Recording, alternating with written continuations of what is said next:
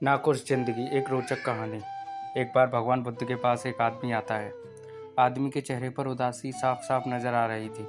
बुद्ध ने उसको देखते ही उससे पूछा, बताओ तुम्हारे दुख का कारण क्या है। आदमी बुद्ध के आगे हाथ जोड़ता है और कहता है, महात्मा जी, अपने जीवन से बिल्कुल निराश हो चुका हूँ मैं। मेरे जीवन में कोई भी खुशी है ही नहीं। जो सोचता हूँ वह कभी होता ही नहीं। पढ़ाई कर रहा था तब सोचता था कि अच्छे से पढ़ाई करूँगा तो अच्छी नौकरी मिलेगी और ज़्यादा पैसा कमाकर माँ बाप के लिए घोड़ा खरीद लूँगा।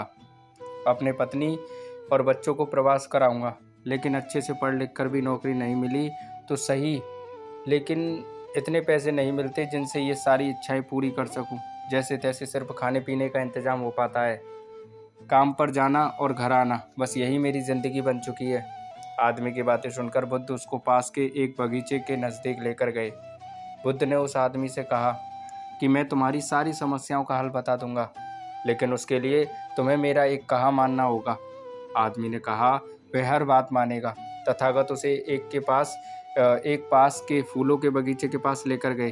बुद्ध ने आदमी से कहा कि तुम इस बगीचे में जाओ और तुम्हें जो सबसे सुंदर फूल नजर आए उसे मेरे लिए तोड़ कर ले आओ।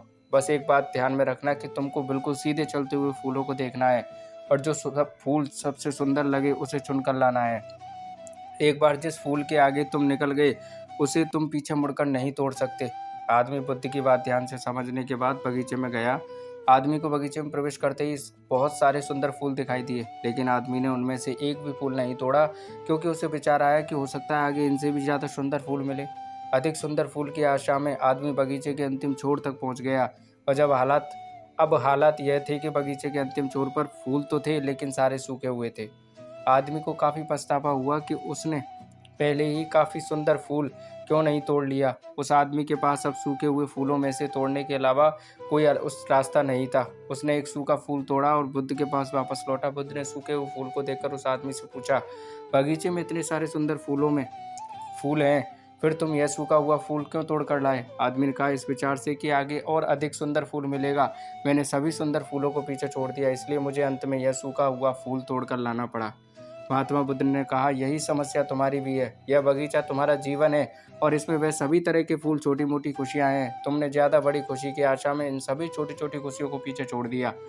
घोड़ा गाड़ी पाकर शायद तुम्हारे माता पिता इतने खुश ना हों जितना तुम उनके पास बैठकर उनसे बातें करोगे, उनकी सेवा करोगे तब होंगे। किसी बड़े पर्यटन स्थल पर जाकर तुम्हारे बीवी बच्चे खुश हो सकते हैं, लेकिन उससे भी ज़्यादा खुश होंगे जब तुम उनके साथ समय बिताओगे, उनसे प्यारी बातें करोगे, उनके साथ खेलोगे, उनके साथ अपने मन की बातें साझा करोगे।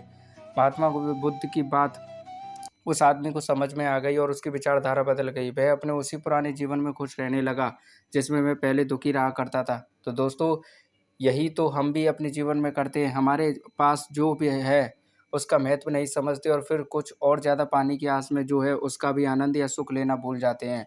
और जब समय बीत जाता है तो हमें लगता है कि हमारे जीवन में कभी सुख या खुशियाँ आई ही नहीं। तो दोस्तों, गौतम बुद्ध की ये कहानी आपको कैसी लगी कमेंट में बताइएगा, और अच्छी लगी तो लाइक और शेयर कर दीजिएगा, और चैनल पर नए हो तो सब्सक्राइब कर लीजिएगा। थैंक यू दोस्तों।